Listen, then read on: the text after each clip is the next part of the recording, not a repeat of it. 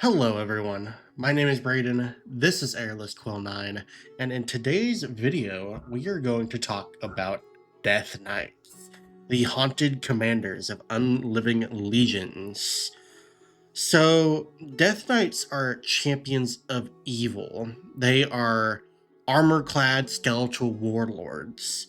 Combining devastating martial prowess and blasphemous magic, these undying tyrants lead unholy legions against the living or brood in cursed citadels.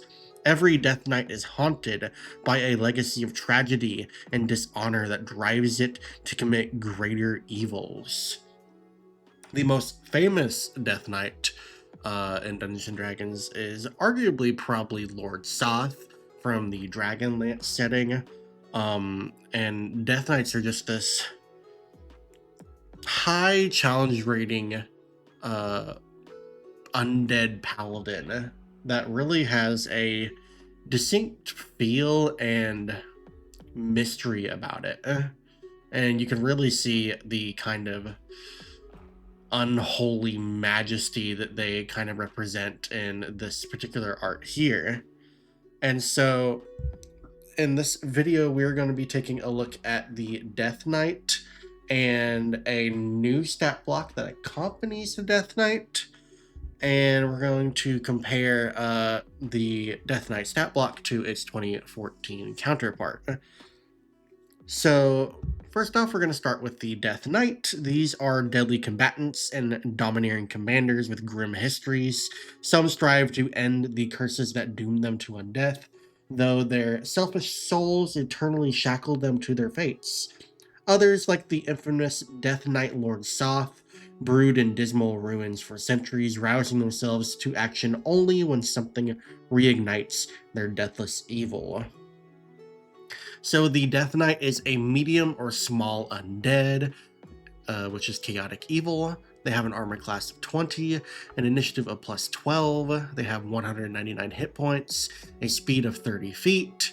They have a strength score of 20, a dexterity of 11, a constitution of 20, an intelligence of 12, a wisdom of 16, and a charisma of 18. They are also proficient in dexterity and wisdom saving throws. For immunities, they are immune to the necrotic and poison damage types, as well as exhaustion, frightened, and poison conditions. For senses, they have dark vision of 120 feet and a passive perception of 13. Languages, they know Abyssal and Common. And the Death Knight is a challenge rating 17 creature, so it has 18,000 experience points and a proficiency bonus of plus 6. For its traits, the Death Knight has legendary resistance 3 per day, so it can succeed on a saving throw that it fails. Magic resistance gives it advantage on saving throws against spells and other magical effects. Martial Undead states that undead creatures of the Death Knight's choice, excluding itself, of course, and a 60-foot emanation originating from it, have advantage on attack rolls and saving throws. It can't use this trait if it has the incapacitated condition. Undead Restoration states that if the Death Knight is destroyed before it atones for its evil, it gains a new body in 1d10 days, reviving with all of its hit points. And the new body appears in a location significant to the Death Knight, so that could be any location, possibly the one where it was granted this undead form. For actions, the Death Knight has a multi-attack, allowing it to make 3 Dread Blade attacks. Dread Blade is a melee attack roll with a plus 11 to hit and a reach of 5 feet. On a hit, it deals 2d6 plus 5 slashing damage, plus 3d8 necrotic damage. It also has Hellfire Orb. This is on a recharge of 5 to 6. It is a dexterity saving throw, DC 18, and it affects each creature in a 20-foot radius sphere centered on a point the Death Knight can see within 120 feet. On a failure, a creature takes 10d6 fire damage plus 10d6 necrotic damage, and on a success, they take half damage. Finally, spell casting. The Death Knight can cast one of the following spells requiring no material components and using Charisma as the spellcasting ability, a spell save DC 18. At will, it can cast Command and Phantom Steed, and twice per day each, it can cast Destructive Wave, choosing the Necrotic damage type, and Dispel Magic. As a reaction, the Death Knight can use Parry. This is in response to being hit by a melee attack roll while holding a weapon, particularly that Dread Blade of his. And in response, the Death Knight adds 6 to its armor class against that attack, possibly causing it to miss. So pretty potent reaction there. And lastly, the Death Knight here has legendary actions. It has 3 uses of legendary action per day, and it can take these at the end of another creature's turn, and it expends one of the uses to use one of the following actions below, and regains all expended uses at the start of each of his turns. Dread Authority simply allows the Death Knight to use spellcasting and cast Command. The Death Knight can't use this action again until the start of its next turn once it has used it. Fell Word is a Constitution saving throw, DC 18, one creature the Death Knight can see within 120 feet. On a failure, a target takes 5d6 necrotic damage, and the target's hit point maximum decreases by an amount equal to the damage taken. On a failure or success, the Death Knight can't use this action again until the start of its next turn. And then the last legendary action available here is Lunge. This allows the Death Knight to move up to half its speed, and it makes 1 Dread Blade attack. So, with all of that said, let's go ahead and now take a look at the 2014 stat block and compare it to this. We're going to take a look at this with and compare it to the 2014 version. So there are quite a few changes from the 2024 Death Knight and the 2014 Death Knight. First off, I did not underline this, but the option of having the Death Knight be medium or small was not present beforehand. It used to just say medium undead. Now it says medium or small undead, so that is a small change there. But the next significant change here is the plus 12 to initiative. That is not something that was present in 2014, and that is something that a lot of higher challenge rating monsters now have, as they are either proficient or double proficient in initiative rolls. So the Death Knight is one of these characters, and yeah, they have a plus 12 to initiative now, which is quite high, to say the least. Next up, the hit points for the Death Knight have seen an increase here. They've actually gained 2 hit dice. So beforehand, they had 19d8 hit dice, and they now have 21d8. So because of that, they used to have 180 hit points average, and now they have 199. So they did get a hit point increase, which is quite significant there. But further on below, we see that the Death Knight has actually lost proficiency in Charisma saving throws. I don't believe that's such a big deal because Charisma is such a odd or such a rare saving throw to begin with, but it is something that they have lost, so that is something that you will need to consider when running a Death Knight. Next up, though, to make up for the fact that it has lost that saving throw proficiency, the Death Knight has gained 3 legendary resistances per day. It did not have any legendary resistances in 2014, so that is a significant increase there. So we can see here that the Death Knight has already gotten some major defensive boons that it did not have previously. But that's not at all, because we see further below in Martial Undead, this was a feature that was present in 2014. However, what it did was it granted advantage on saving throws against features that turned undead. Since that is no longer something that is technically present in 2024, what with the Cleric's Turn Undead feature now granting the incapacitated and frightened conditions to undead, that is something that they have completely changed here. So what it does now is it grants advantage on attack rolls and saving throws to undead allies, and that is a very significant boon for the Death Knight's allies that are within that 60-foot emanation of it. That by itself is just a massive defensive buff, and really something quite potent for Death Knight allies to gain advantage of. And then, of course, there is the Undead Restoration trait. This is entirely new. This was not present in 2014. It may have been something that was hinted at in the text for the Death Knight in 2014, but I have not looked through it to make sure. But it is now an actual trait in the 2024 stat block now. So now you know if the Death Knight dies, and as long as it hasn't atoned for the evils that it's done in life, it will gain a new body in 1d10 days. So yeah, there's that. Next up in changes here, we're going to talk about the multi-attack and the Dread Blade.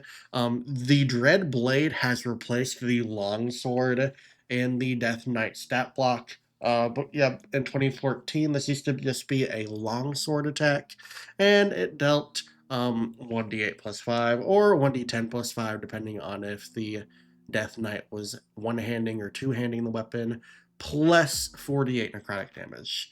So what they've done here is the Dread Blade is now a 2d6 weapon, and it deals an additional 3d8 necrotic damage. So roughly, it's dealing maybe 3 or 4 less damage than before, but it's something that's always consistent. So it's not something you're going to be worrying about whether or not they're one-handing or two-handing it. And I don't think they really do this in 2024 anymore, or have the stat blocks worry about whether something is one-handing or two-handing a weapon. So it's just a lot easier to use in combat, so I kind of appreciate that. Plus the damage is pretty good. I mean, 25 damage per attack, and you're making 3 attacks with your multi-attack, so that's 75 damage on a turn. That's pretty great, and that does not even include the legendary actions, which we will talk about. So the next major change here is to the Hellfire Orb. Hellfire Orb used to be a once per day usage, and they have now changed it to a recharge of 5 to 6. And this is a massive change that is really going to increase the damage effectiveness of the Death Knight. If they just get really lucky and they recharge that Hellfire Orb, you bet you're you bet you're going to be throwing that Hellfire Orb out almost every turn you can, because that is a massive amount of damage. That 10d6 plus 10d6 is really potent. It's a devastating attack. And next up, we're going to talk about spellcasting real quick, because there are some changes here. Beforehand, the Death Knight had a trait called spellcasting, and it had spell slots beforehand. So this trait has changed significantly. So now we have per day usage of certain spells.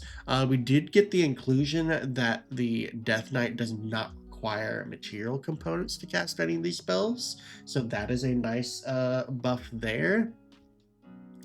But we have lost spell slots, so there are a number of spells that are missing that were present in the 2014 stat block that are no longer present in the 2024.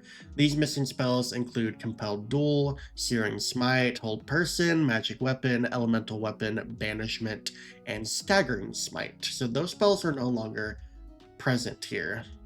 However, we still have Command, Destructive Wave, and Dispel Magic. Command is now an at-will spell. We did gain Phantom Steed as a spell, which is quite an interesting spell and a very nice spell for a Death Knight to have, considering the massive speed bonus that a Phantom Steed provides. So that's a really cool addition there. And then twice per day each for both Destructive Wave and Dispel Magic is pretty close to what the 2014 stat block gave. So nothing really to talk about there. But Destructive Wave, pretty decent spell, and a nice alternative if you don't have access to the Hellfire Orb and you need to deal with a bunch of people in a radius around the Death Knight. So Yeah, Destructive Wave is a good backup in case you are just completely surrounded in combat. But the Death Knight does have that nice reaction parry that is there, so they have kept that, and that is very nice to see. But we need to talk about the legendary actions, because in 2014, the Death Knight did not have any legendary actions whatsoever. So this is a massive change to the Death Knight stat block, because yeah, the Death Knight has legendary actions now, and it did not have those previously. So there's a lot of content here. Every single one of these legendary actions is entirely new. So not only is there a massive damage increase, but there's also a massive defensive increase to the Death Knight in this 2024 revision, because now it's making potentially 6 attacks with that Dread Blade each turn, because it can use lunge 3 times if it wants to, or it can spend a legendary action to command a target to drop prone or whatever other command it want to give, or they can use that fell word, which is honestly a pretty decent use because it does decrease the target's hit point maximum.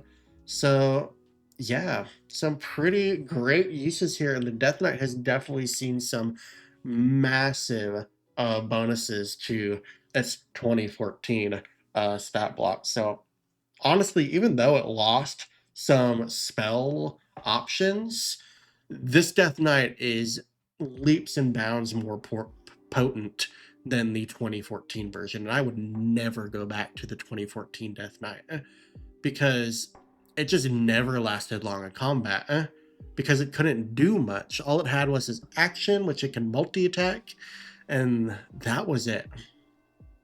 And honestly, this Death Knight is going to be so much more frightening because of those legendary actions and legendary resistances, and even the small hit point increase is going to be great. But with that initiative bonus, you are going to be making sure that the Death Knight is going high in the initiative order and is going to be doing something devastating in at least the first round of combat that is going to make it last a few turns. So yeah, there's a lot going on with the new Death Knight stat block, and there's some just very, very good changes here, and very happy to see what they did with the Death Knight. But that's not all, because not only did we get this revision to the Death Knight, but we got another stat block called the Death Knight Aspirant. This is a stat block that we can use when the leader of a villainous order rises as a Death Knight. Their wicked devotees might join them in their cursed existence as Death Knight Aspirants. So these followers bear a measure of their leader's power and serve as they did in life, obediently following the Death Knight's decrees and heralding its terrible will. So the Death Knight Aspirant is a medium or small undead, chaotic evil. They have an AC of 20, an initiative of +4. They have 178 hit points and a speed of 30 feet. For their ability scores, they have a strength of 20, a dexterity of 10, a constitution of 18, an intelligence of 10, a wisdom of 12, and a charisma of 16. They're proficient in dexterity and wisdom saving throws. They have the same immunities as the Death Knight, necrotic and poison, as well as the exhaustion, frightened, and poison condition. They have dark vision 120 feet and passive perception of 11. They know Abyssal in common, and the Death Knight Aspirant is a challenge rating 11, so a slightly lower challenge rating than the base Death Knight. So it could be a good mid-tier boss for a campaign. Since the Aspirant is a challenge rating 11, of course, has 7,200 experience points and a proficiency bonus of +4.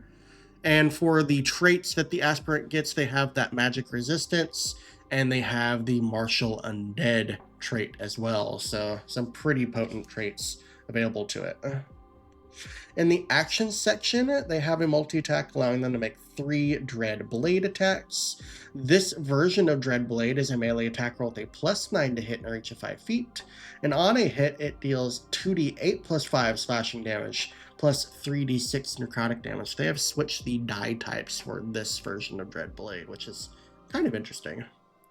Hellfire Orb is pretty much the same, except its DC is 15 in this version, and the damage that it deals is 6d6 fire plus 6d6 necrotic, so slightly lower damage, since this is a lower challenge rating. And then in spellcasting, it can cast one of the following spells using Charisma as a spellcasting ability, spell save DC 15, and at will, they can cast Phantom Steed, and once per day each, they can cast Destructive Wave and Dispel Magic. And then finally, the Aspirant's parry reaction adds a +4 to its AC against a attack, possibly causing it to miss. So this is basically just a lower challenge rating Death Knight, and it's nice to see this. Honestly, it kind of is not that much different from the base 2014 Death Knight. It has 2 lower hit points, and I think the average damage of it is almost exactly the same. It's down by like maybe 8 damage, and the Hellfire Orb is slightly less damage here, and that parry is slightly lower as well. So there's not too many changes here, but honestly, this is kind of having the same impact as the previous Death Knight, because yeah, this is basically just the Death Knight without legendary actions, which is nice to see that they kept that option in here. And yeah, you can make a pretty potent Death Knight army with the Death Knight in command, and it having a few aspirants under its command to lead its undead legions in battle. You can make a pretty potent undead army with those. With the Death Knight acting as a general and the aspirants acting as lieutenants. So yeah, pretty nice to see the changes here for the Death Knight, and quite excited to maybe use a Death Knight in a future campaign, now that we have some pretty decent stat blocks that are going to be able to hold their own against player characters. But yeah, that's going to be it for the Death Knights. So thank you all for watching. If you enjoyed this video, please feel free to like and subscribe. We're going through every monster in the 2024 Monster Manual. So next on our list, we're going to be talking about the Death Tyrant, which is going to be a lot of fun. So keep an eye out for that video tomorrow. Until then, though, thank you all for watching, and we will catch you all in the next video. See ya later.